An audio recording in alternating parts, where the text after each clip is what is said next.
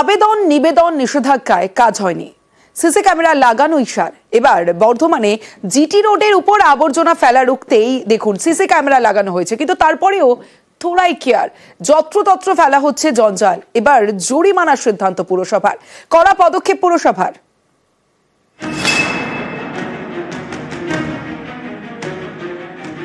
বর্ধমান শহরে rail overbridge এর নিচ দিয়ে গিয়েছে জিটি রোড। এই এলাকায় মাথা ব্যথার কারণ হয়ে দাঁড়িয়েছে বর্ধমান পৌরসভার কাছে।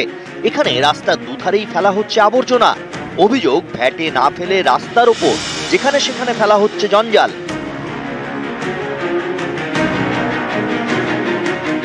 দুর্গন্ধে নাকে চাপা দিয়ে যাতায়াত করতে হচ্ছে।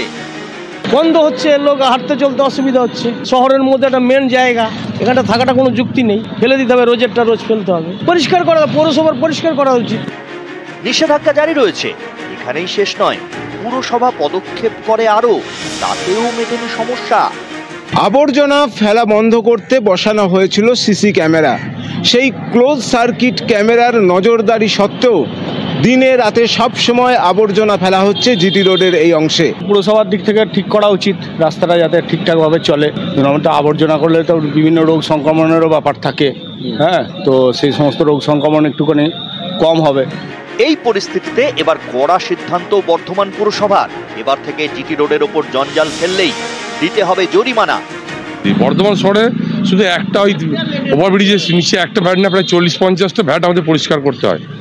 এরপরও যদি মানুষ না শুনে, আমরা বাধ্য হয়ে মিউনিসিপ্যালিটি অ্যাক্ট অনুযায়ী আমরা জরিমানা করব, এটা আমরা সিদ্ধান্ত নিয়েছি আমরা। পূর্ব বর্ধমান থেকে শরদিন্দু ঘোষ, নিউজ 18 বাংলা।